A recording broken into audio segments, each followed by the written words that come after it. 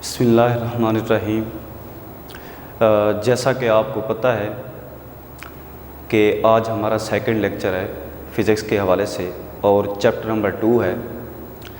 तो first of all हमने basic concept of vector पढ़ा था। आज हम बेसिक कंसेप्ट ऑफ वेक्टर को स्टडी करेंगे, लेकिन वो सेकंड कंसेप्ट स्टडी करेंगे। ये जो कंसेप्ट है बेसिक कंसेप्ट ऑफ वेक्टर, तो इनमें फर्स्ट स्टेप में तो हमने स्केलर एंड वेक्टर को स्टडी किया था कि स्केलर क्वांटिटीज़ क्या होती हैं और वेक्टर क्वांटिटीज़ क्या होती हैं और इनके दरमियान हम किस तरह से डिफरेंशिएट कर सकते हैं। आज का जो हमारा टॉपिक है वो बेसिक कंसेप्ट ऑफ वेक्टर है और वो हमारे पास है सेकंड पार्ट। अब सेकंड पार्ट में आपके पास आ जाता है रेक्टेंगुलर कोऑर्डिनेट सिस्टम कि रेक्टेंगुलर कोऑर्डिनेट सिस्टम क्या होता है। तो सबसे पहले हम इसको स्टडी करेंगे।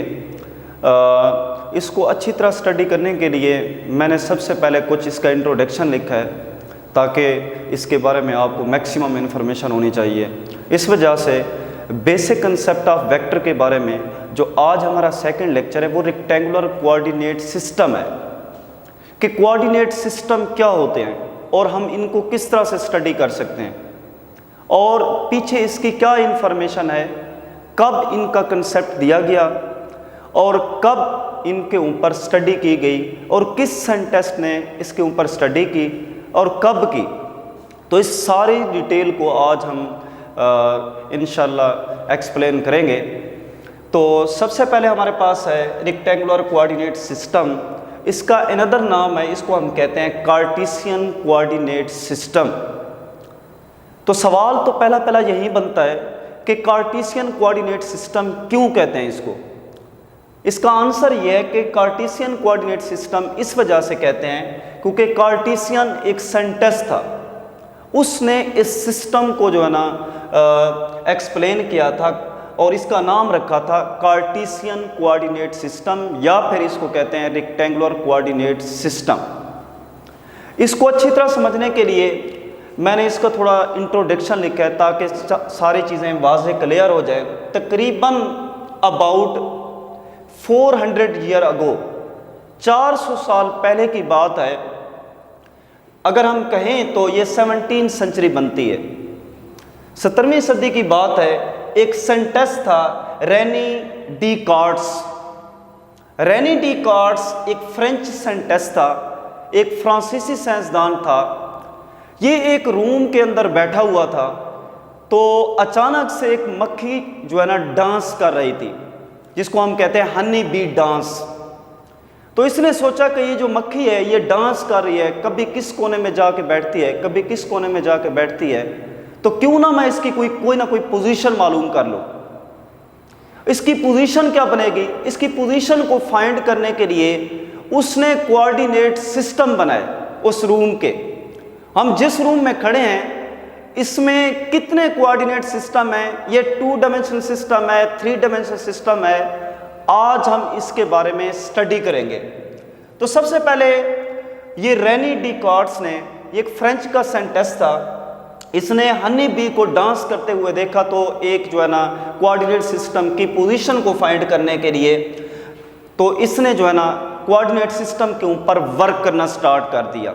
और अगर हम ये 17वीं सेंचुरी की बात करें तो मेरे ख्याल में ये न्यूटन की डेथ से पहले का या न्यूटन की डेट ऑफ बर्थ से पहले का ये साइंटिस्ट था, न्यूटन की डेट ऑफ बर्थ से पहले का साइंटिस्ट था।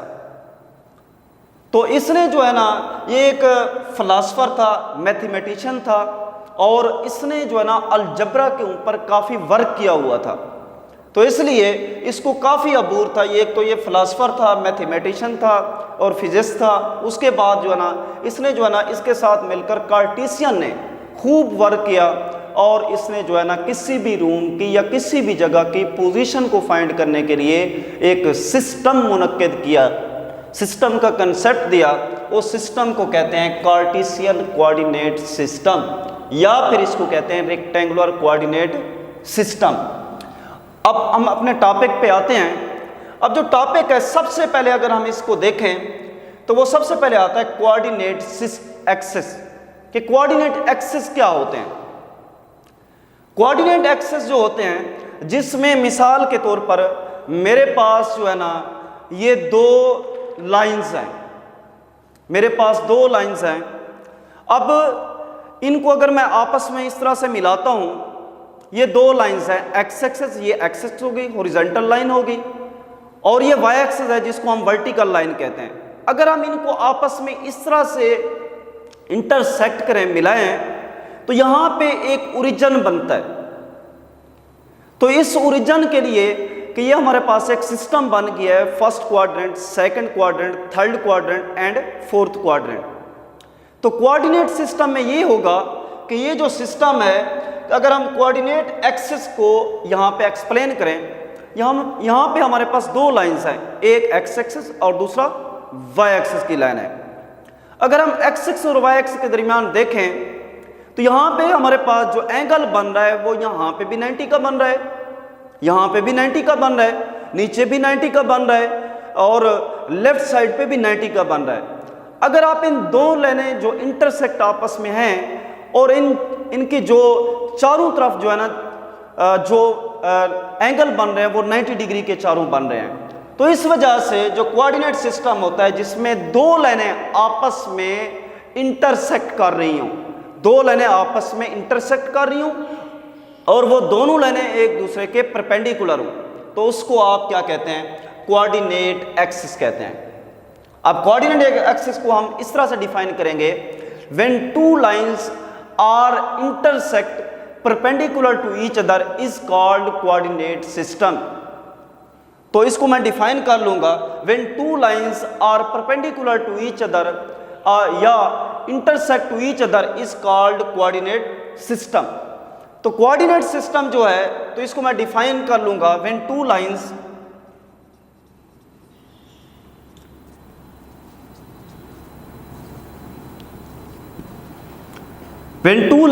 are perpendicular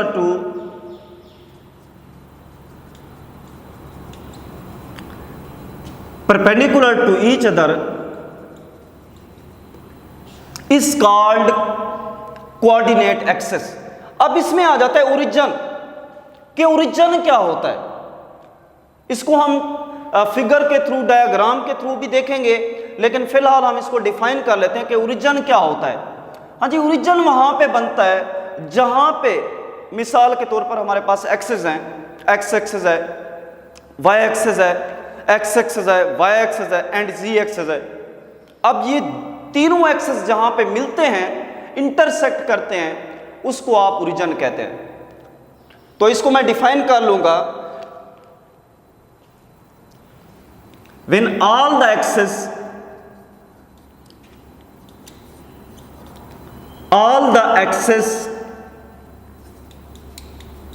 lie on the same point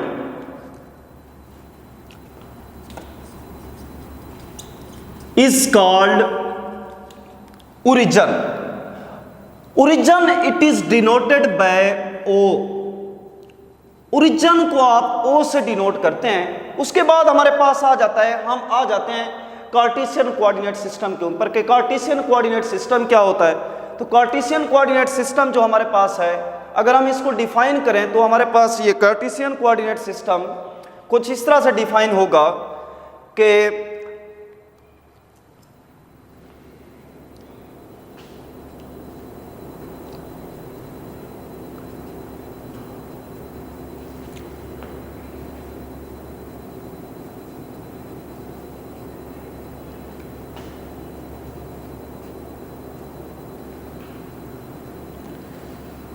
rectangular coordinate system, अगर हम इसको डिफाइन करें, इसके लफ्जी मतलब को देखें तो रेक्टेंगुलर का मतलब होता है मुस्ततील। रेक्टेंगुलर का मतलब होता है मुस्ततील या मुस्ततीली। रेक्टेंगुलर मुस्ततील को कहते हैं, रेक्टेंगुलर कहते हैं मुस्ततील को। अब जो मुस्ततील बनाई जाती है, मैं इसकी डेफिनेशन वहीं से करूंगा, इसके टॉपिक में से, कि रेक्टेंगुलर का क्या मतलब होता है, वहीं से मैं इसकी डेफिनेशन निकालूंगा। अब मेरे पास एक मुस्ततील है कि ये मेरे पास एक मुस्ततील है। अगर हम इसमें नोट करें तो इसके हर साइड पे जो एंगल बन रहा है, यहां पे 90 डिग्री का एंगल बन रहा है, और यहां पे भी 90 डिग्री का एंगल बन रहा है, और यहां पे भी 90 डिग्री का एंगल बन रहा है, और यहां पे भी 90 डिग्री का एंगल बन रहा है। अगर आप हर साइड पे देखें तो एंगल 90 डिग्री बन रहा है। और फिजिक्स में हम 90 डिग्री को परपेंडिकुलर कहते हैं कि अगर हर साइड पे एंगल पर 90 डिग्री का बन रहा हो तो उसे हम क्या कहते हैं, परपेंडिकुलर कहते हैं।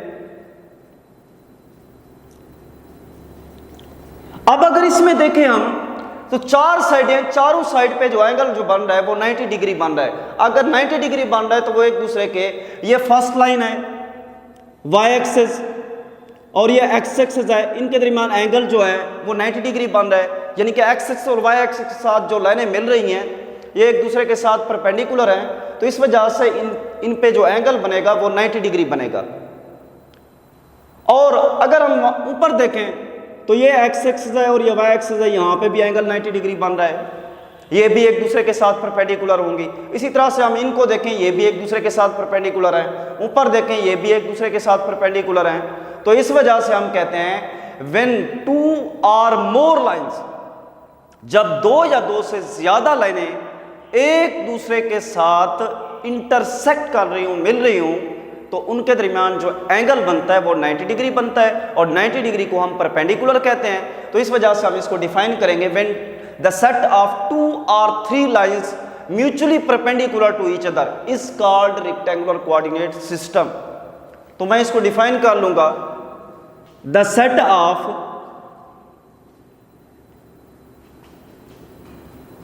2 or 3 lines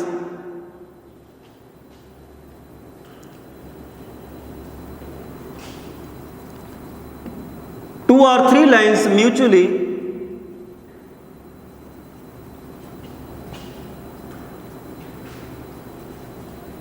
perpendicular to each other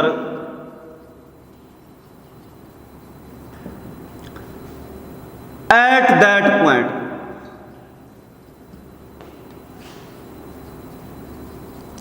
is called rectangular coordinate system. तो इसको हम रेक्टेंगुलर कोऑर्डिनेट सिस्टम कहते हैं। तो मैंने इसकी जो डेफिनेशन बनाई है यहां से बनाई है। रेक्टेंगुलर का मतलब होता है मुस्ततील, और मुस्ततील जो होती है उसकी दोनों लेंथ इक्वल होती हैं और दोनों विड्थ इक्वल होती हैं, और एक दूसरे के साथ वो परपेंडिकुलर होती हैं। जो परपेंडिकुलर हैं, दो या दो से एक एक्सिस वाली लाइन और वाई एक्सिस वाली लाइन, दोनों एक दूसरे के साथ परपेंडिकुलर हैं। 2 or more लाइंस हैं। तो इस वजह से मैंने कहा है कि set of 2 or 3 lines mutually perpendicular, जिसमें दो या दो से ज्यादा लाइनें एक दूसरे के साथ परपेंडिकुलर हों, तो उसको आप क्या कहते हैं, रेक्टेंगुलर कोऑर्डिनेट सिस्टम कहते हैं। तो इस वजह से इसकी मतलब से, इसके टॉपिक से इसकी डेफिनेशन बन रही है, रेक्टेंगुलर मींस मुस्ततील, और मुस्ततील का हर एंगल 90 डिग्री बनता है। अगर 90 डिग्री बनता है तो हम इसको कहते हैं कि ये एक दूसरे के साथ परपेंडिकुलर है। क्या चीज परपेंडिकुलर है? 2 or more लाइंस, जिसमें दो या दो से ज्यादा लाइनें एक दूसरे के साथ परपेंडिकुलर हैं। तो सिंपली हम इसको ये कह सकते हैं, द सेट ऑफ, ऐसा सेट जिसमें 2 or more lines are perpendicular to each other is called rectangular coordinate system. या इसका दूसरा नाम होता है, this is also called, this is also called Cartesian coordinate system, जिसको हम CCS बोलते हैं। This is also called Cartesian coordinate system. अब ये जो सिस्टम है, ये सिस्टम दो किस्म का हो सकता है। अब ये जो सिस्टम है, सिस्टम दो किस्म का होता है। दो किस्म का कैसे हो सकता है? इसकी दो टाइप है रेक्टेंगुलर कोऑर्डिनेट सिस्टम के। अब ये जो दो टाइप हैं, टाइप्स ऑफ कोऑर्डिनेट सिस्टम,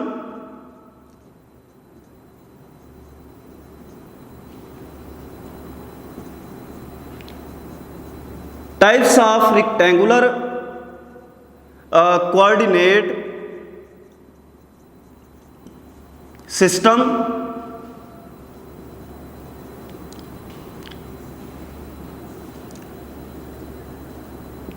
अगर हम इस सिस्टम को देखें तो types of rectangular coordinate system है, इसकी दो टाइप होती हैं रेक्टेंगुलर कोऑर्डिनेट सिस्टम की।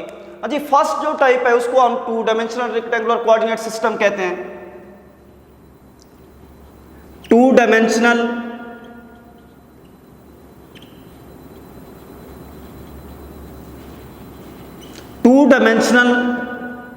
Rectangular coordinate system.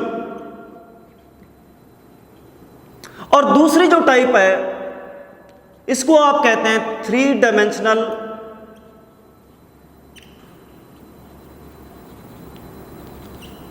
Rectangular coordinate system. अब इसकी दो टाइप हैं। अब सबसे जो पहली टाइप है 2 डायमेंशनल रेक्टेंगुलर कोऑर्डिनेट सिस्टम, मैं सबसे पहले इसको डिफाइन कर लेता हूं कि 2 डायमेंशनल रेक्टेंगुलर कोऑर्डिनेट सिस्टम क्या होता है और हम इसको किस तरह से डिफाइन कर सकते हैं और हम इसको किस तरह से एक्सप्लेन कर सकते हैं।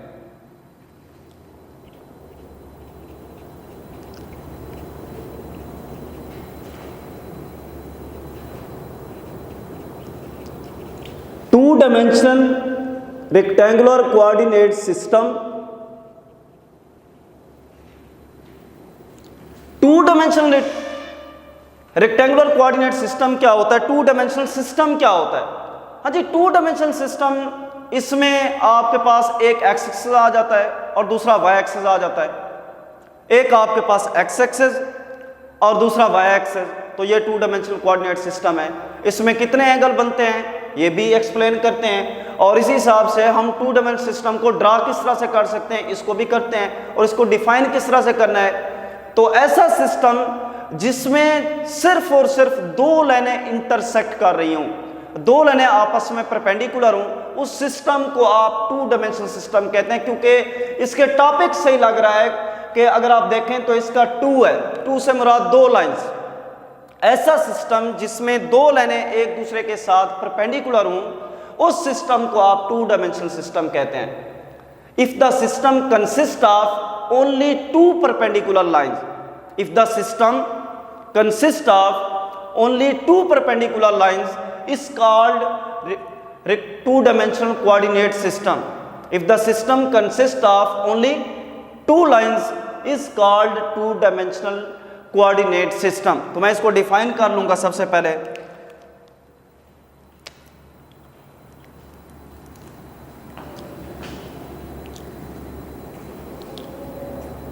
If the system consist of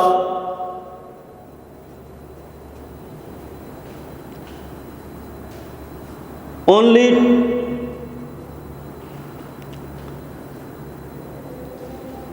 if the system consists of only 2 lines which are perpendicular to each other,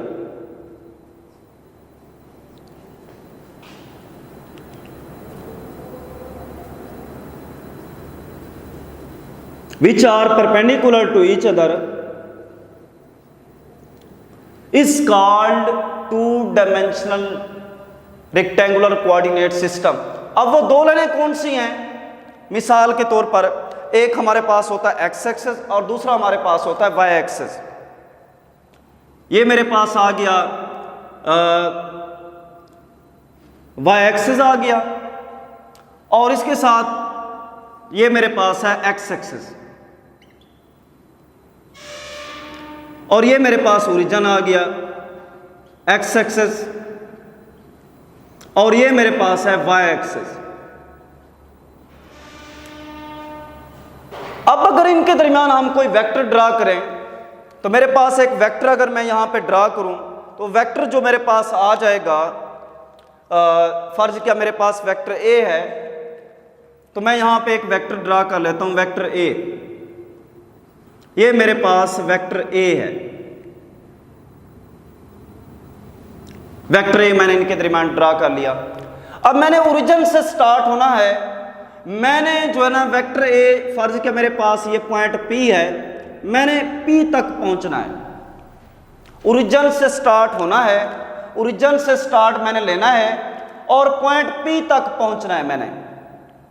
तो मुझे कैसे चलना पड़ेगा यहां पे? सबसे पहला जो मेथड है, सबसे पहले मुझे ओरिजिन से सबसे पहले एक्स एक्सिस में जाना पड़ेगा, यहां तक जाना पड़ेगा, फिर मुझे जो है ना वाई एक्सिस में जाना पड़ेगा। ओ से लेकर सबसे पहले अगर मैंने पी पॉइंट तक पहुंचना है, सबसे पहले मुझे एक्स एक्सिस में जाना पड़ेगा, फिर मुझे वाई एक्सिस में जाना पड़ेगा।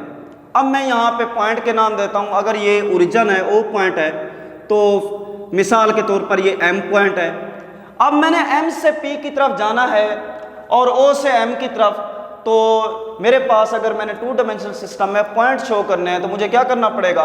ओ से लेकर एम तक ये मेरे पास बन जाएगा एक्स कोऑर्डिनेट, क्योंकि हम कोऑर्डिनेट पढ़ रहे हैं तो ये एक्स एक्सिस है, तो इसको हम बोलेंगे एक्स कोऑर्डिनेट। सबसे पहले मुझे एक्स कोऑर्डिनेट में जाना पड़ेगा और एक्स कोऑर्डिनेट को मैं ए का नाम दे रहा हूं।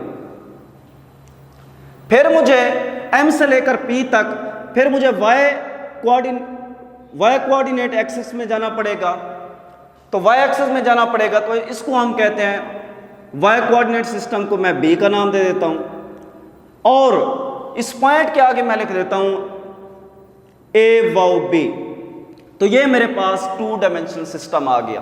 अब 2 डायमेंशनल सिस्टम में अगर मैंने पॉइंट पी तक पहुंचना है तो सबसे पहले मुझे एक्स एक्सिस में जाना पड़ेगा, ओ से लेकर एम तक एक्स एक्सिस में जाना पड़ेगा, इसको हम एक्स कोऑर्डिनेट कहते हैं और एक्स कोऑर्डिनेट को ए से डिनोट करते हैं।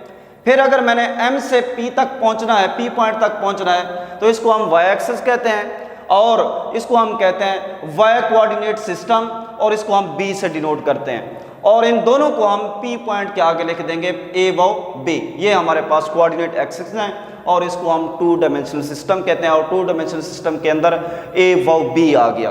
उसके बाद यहाँ पे कुछ ना कुछ एंगल बनेगा और यहाँ पे जो एंगल बनेगा वो एंगल मैं शो कर देता हूँ कि मेरे पास जो एंगल बनेगा ये एंगल बन जाएगा जिसको मैं थीटा का नाम दे देता हूँ। और ये इस बात का खास ख्याल रखना है कि मैंने इसको हमेशा जो है ना ये जो डायरेक्शन शो की है वो एंटी क्लॉकवाइज डायरेक्शन शो की है। मेरे पास जो डायरेक्शन है वो एंटी क्लॉकवाइज डायरेक्शन है।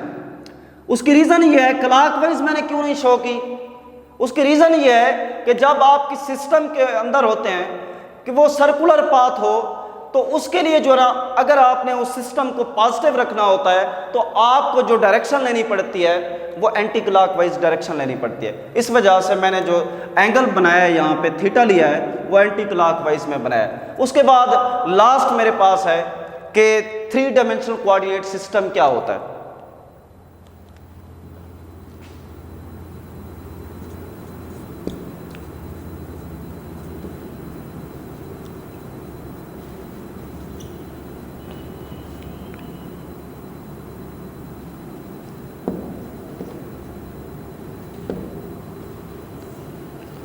Three dimensional rectangular coordinate system ये क्या होता है?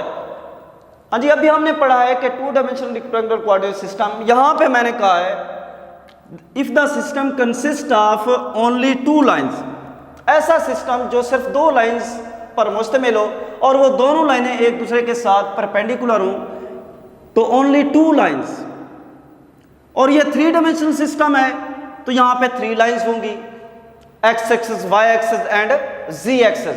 तो मैं इसको सबसे पहले डिफाइन कर लूंगा। If the system consist of only 3 lines which are perpendicular to each other is called 3 dimensional rectangular coordinate system. तो मैं इसको डिफाइन कर लूंगा। If the system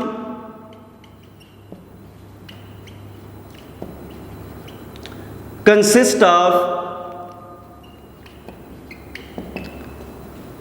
3 lines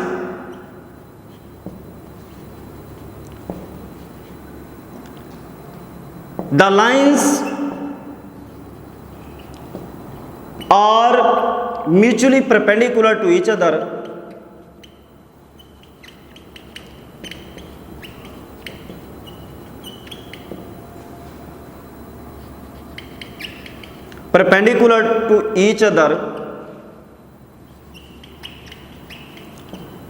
is called three dimensional system. तो ये हमारे पास थ्री डायमेंशनल सिस्टम है। अब थ्री डायमेंशनल सिस्टम के अंदर if the system consist of three lines, ऐसा सिस्टम जो थ्री लाइंस पर मुश्तमिल हो, तीन लाइनों पर मुश्तमिल हो, लेकिन वो लाइंस एक दूसरे के साथ क्या हों, वो एक दूसरे के साथ परपेंडिकुलर हो। ठीक है, जिस तरह यहां पे परपेंडिकुलर थी, यहां पे भी लाइंस म्यूचुअली परपेंडिकुलर होनी चाहिए। तो इस सिस्टम को आप three dimensional rectangular coordinate system कहते हैं। और इसकी आप डायरेक्शन को किस तरह से ड्रा कर सकते हैं, ड्रा द डायरेक्शन।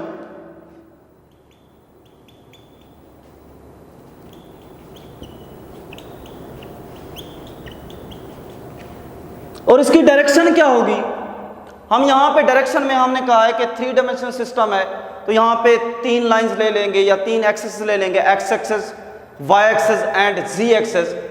तो मेरे पास तीन एक्सिस आ जाते हैं। एक ये मेरे पास क्या आ जाएगा, एक्स एक्सिस, और ये मेरे पास है वाई एक्सिस, और थर्ड मेरे पास आ जाएगा, ये मेरे पास आ जाता है, ये जी एक्सिस है। ये मेरे पास तीन एक्सिस हैं। ये हमारे पास आ जाएगा ओरिजिन। अब ओरिजिन से एक एक्स एक्सिस है, वाई एक्सिस है एंड जी एक्सिस है।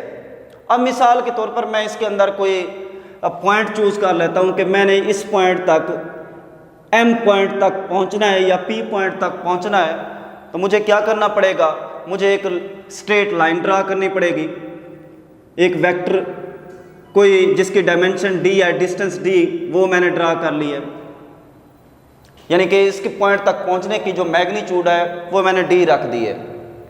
अब क्या करना होगा, अब अगर आपके पास एक्सिस है और आपने ये थ्री डायमेंशनल सिस्टम है और एम पॉइंट तक आपने पहुंचना है, तो आपके पास टू डायमेंशनल सिस्टम था तो आपने इनके दरमियान ए बी रखा है, और अगर थ्री डायमेंशनल सिस्टम है तो आप तीन सिस्टम बना लें, ए बी एंड सी, ये आपके पास एक्सिस हो जाएंगे। अब ए से बी तक यानी कि एक्स एक्सिस से वाई एक्सिस तक जो आपके पास जो एंगल बनेगा वो अल्फा बन जाएगा। ठीक है, और ये आपके पास क्या बन जाएगा, एक्स एक्सिस से वाई एक्सिस की तरफ यहाँ पे जो एंगल बन जाएगा ये आपके पास बीटा बन जाएगा वाई एक्सिस, और जी एक्सिस के साथ जो एंगल बन जाएगा वो गैमा बन जाएगा। एक्सिस के साथ जो एंगल बनेगा अल्फा, वाई एक्सिस के साथ जो एंगल बनेगा वो बीटा होगा, और जी एक्सिस के साथ जो एंगल बनेगा वो गैमा होगा। तो ये आपके पास थ्री डायमेंशनल कोऑर्डिनेट सिस्टम है। उम्मीद है ये लेक्चर अच्छी तरह समझ आया होगा। अल्लाह हाफिज़।